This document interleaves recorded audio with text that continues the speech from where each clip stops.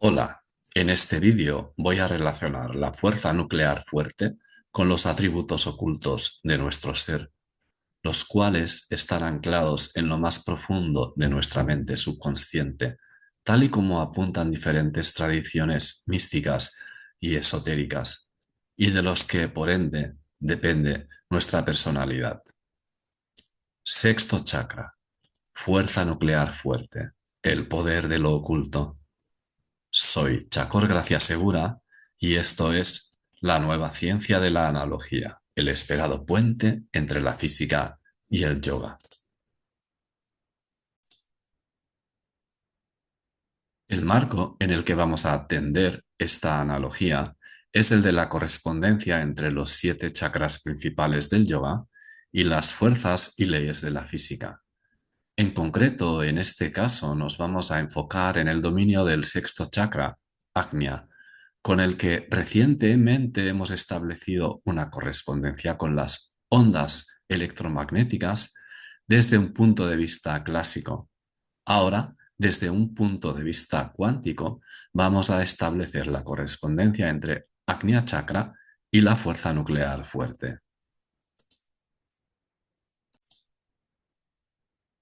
La fuerza nuclear fuerte es una fuerza cuyo dominio de aplicación, cuya área de influencia no va más allá que los núcleos atómicos de los elementos químicos.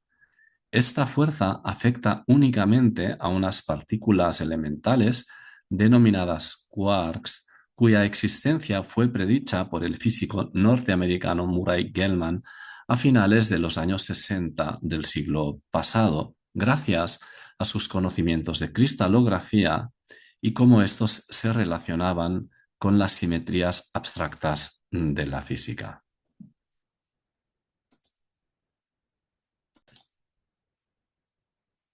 En la imagen de la derecha se puede observar la estructura interna del núcleo de un átomo de helio con sus dos protones constituidos por dos quarks up y un quark down, y sus dos neutrones constituidos por un quark up y dos quarks down.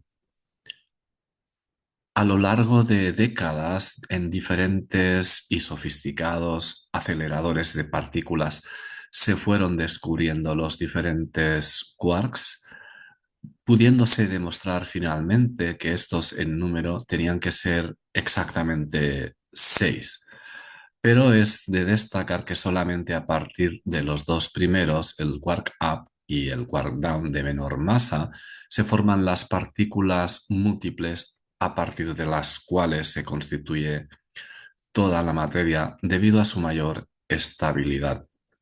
A propósito, quien les habla estuvo realizando su tesis doctoral sobre los canales de desintegración del quark top en uno de estos experimentos en colaboración con el CERN, el Centro Europeo de Investigaciones Nucleares.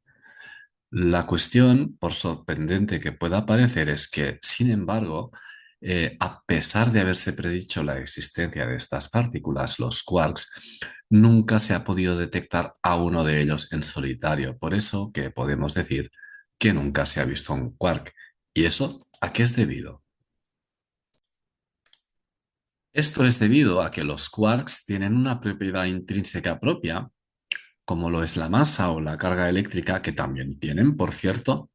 Se trata de la carga de color y se llama así porque cuando los quarks se unen entre sí, lo hacen mediante unas partículas llamadas gluones que los atraen muy fuertemente, de ahí el nombre de fuerza nuclear fuerte. Lo hacen de forma que, a tenor de la carga de color de cada quark participante en estas uniones, la estructura resultante o partícula compuesta sea un singlete de color. Es decir, como si esta partícula compuesta por quarks fuera blanca, pero teniendo en cuenta que estamos hablando simbólicamente, no de colores literales.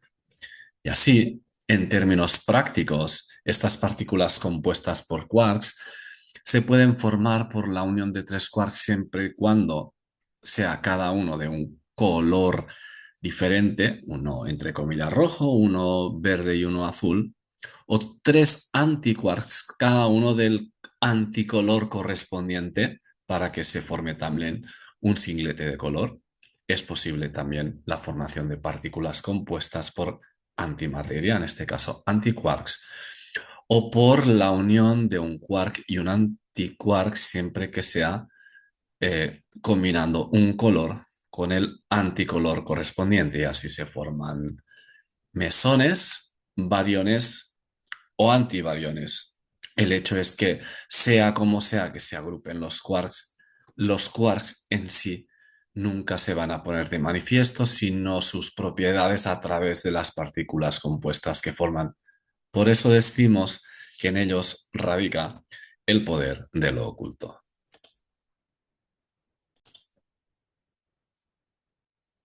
Para iniciar el proceso de analogía pretendido, introducimos ahora las 22 letras consonantes del alfabeto hebreo, dispuestas en tres círculos concéntricos de 3, 7 y 12 para sumar las 22 que se corresponden con los 22 arcanos mayores de la baraja del tarot, cuyo marco de referencia es el árbol de la vida cabalístico del bien y del mal, de la misma forma que el marco de referencia de los quarks es el modelo estándar de las partículas elementales de la física. Y en particular nos vamos a centrar en el círculo interno, donde vemos las conocidas como tres letras madre, que no son otras que Aleph, Mem y Shin, y se corresponden con los elementos aire, agua y fuego. Ya hemos visto cómo los quarks up y los quarks down pueden combinarse para dar lugar a protones y neutrones, siempre bajo la premisa de que se cumpla la condición de que al hacerlo den lugar a singletes de color. Si incluimos en esas posibles combinaciones a los quarks S de Strange y C de Chan, que fueron en este orden descubiertos más tarde, el número de posibles combinaciones y así de partículas compuestas posibles se amplía notablemente. Ya ni que decir cómo se va a ampliar si además incluimos los quarks bottom y top que fueron los últimos en ser descubiertos. Así, pueden formarse unos miles de partículas compuestas, pero efímeras, excepto unas pocas que son estables, como los pensamientos. En el plano mental, en el ámbito más interno, en el núcleo de nuestro cerebro, el cerebro reptiliano, operan estas tres energías que asociamos a las tres letras madre, aunque en diferentes combinaciones para cada ser. De la misma forma que los tres elementos químicos, carbono, nitrógeno, oxígeno, combinados en diferentes proporciones dan lugar a las 7 moléculas fundamentales de la química inorgánica, para que en una segunda instancia, en una segunda capa, en el cerebro límbico, se den en otra proporción, pero moldeada por la combinación de las tres letras madres en el cerebro reptiliano, las energías que van a asociarse al tono de las glándulas endocrinas de los chakras del yoga, que tendrán que ver sobre todo con la forma, el tono, el temperamento a nivel emocional de cada uno, de cada una, para que en una tercera capa, en la más externa, en el neocórtex, se defina la personalidad según el tono de operación, de definición, de activación de los 12 pares de nervios craneales que conectan con los 12 meridianos de la medicina tradicional china y los 12 signos del zodíaco. Pero en el centro de todos los centros, lo que opera es algo equivalente a un átomo de hidrógeno con solo un protón en el núcleo, formado, constituido por sus tres quarks, y un electrón alrededor, distribuido en un orbital esférico cuando se encuentra en su estado fundamental o en orbitales con formas más exóticas cuando se encuentra en estados excitados, los cuales dependen de la combinación de los tres números cuánticos.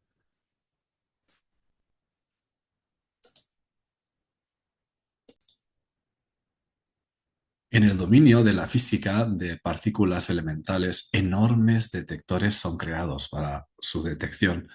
En la imagen de arriba a la derecha puede observarse el detector Atlas incrustado en el gran colisionador de hadrones del CERN. En esta imagen puede observarse el tamaño de este detector cuando se compara con la de un hombre que se encuentra en una plataforma en el interior del mismo, todavía durante la fase de construcción. En este proyecto son acelerados protones en direcciones opuestas hasta alcanzar aproximadamente el 99,99% de la velocidad de la luz y son llevados a colisionar, de forma que de la energía que se genera, que se libera en cada colisión, efímeras partículas elementales son creadas, las cuales, como los quarks, pueden agruparse dando lugar enseguida a partículas compuestas que son eyectadas en todas direcciones, de forma que entran enseguida en contacto, interactúan con las partículas de la materia circundante del propio detector, dando lugar así a nuevas eyecciones de partículas secundarias y terciarias que, si poseen carga eléctrica, serán curvadas por el efecto del potente campo magnético que se ha generado en su interior. El reto aquí radica en ser capaces de reconstruir, llevando esas trazas hacia atrás, el evento primario del cual proceden, teniendo en cuenta que este es un evento que, por el corto lapso de tiempo en el que ocurre, es imposible de ser detectado directamente.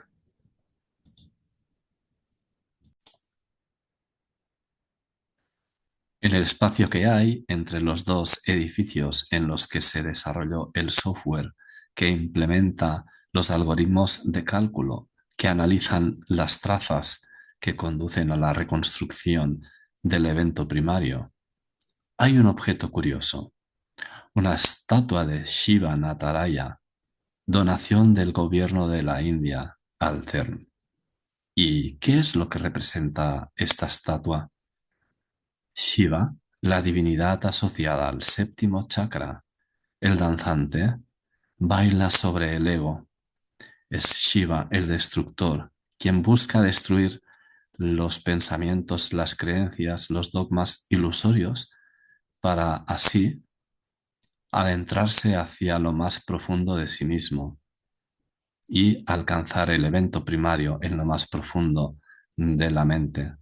También, en el gran colisionador de hadrones hay que empezar por la destrucción, la destrucción de los protones que al colisionar liberan la energía de la que surge el evento primario. Los yogis entregados a Shiva, los científicos entregados al CERN. Tanto yogis como científicos se preguntan lo mismo. ¿Cómo es este evento primario? Es formado por los tres aspectos ocultos que combinados definen el molde sobre el que se crea todo el ser. Son las tres gunas del yoga, son los tres doshas de la Ayurveda, los que, según esta ciencia, el Ayurveda, consideran que precisamente en el momento de la concepción, cuando el espermatozoide fecunda al óvulo, le dan las características esenciales al nuevo ser que va a surgir. Y ahí, a ese evento primario, es donde hay que llegar para incidir con el propósito de refractarse, es decir, cambiar de dirección y renacer. Porque el hecho es que en la gran mayoría de nosotros, ese evento primario, ese molde, no está equilibrado, está deformado. Y como es alrededor de ese molde que se construye todo nuestro ser, el propio ser se construye sobre la base de esa deformación. Y al final, en el fondo, nuestro ser es como el gran detector de partículas. ¿Qué sucede si construimos el detector de partículas sobre una base deformada? Así que el reto es trabajar, incidir sobre uno mismo para irse puliendo y así irnos convirtiendo en una suerte de detector cada vez más afinado, de suerte que nos permita algún día o poco a poco llegar hacia ese punto en el que se halla esa piedra angular sobre la que fuimos concebidos y tener el valor de dar el golpe certero para modificar el molde y renacer. Entonces, el intelecto queda establecido en la plenitud de la verdad. Así reza en los Yoga Sutras de Patanjali. Ritambara Tatra Pragna.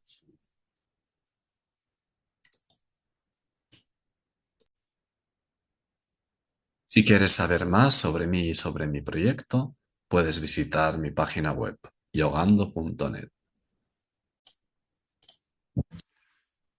Si quieres seguir profundizando en el entendimiento de las condiciones que deben darse para despertar y elevar la energía Kundalini y todo el proceso hasta completar el desarrollo espiritual, desde un punto de vista jamás antes expuesto por lo específico, concreto y riguroso de las analogías que se establecen entre la física y el yoga, puedes comprar mi libro, La nueva ciencia de la analogía, el esperado puente entre la física y el yoga, en varias plataformas que puedes encontrar por internet. Si te ha gustado el contenido de este vídeo y quisieras que continuara realizando nuevos vídeos sobre esta temática, puedes darle al botón de me gusta. Puedes suscribirte al canal para recibir las notificaciones en caso de que no lo hayas hecho todavía.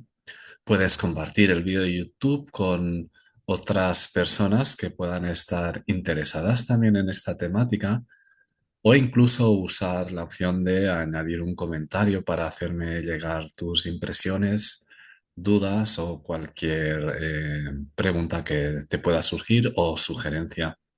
Nos vemos. Muchas gracias. Namaste.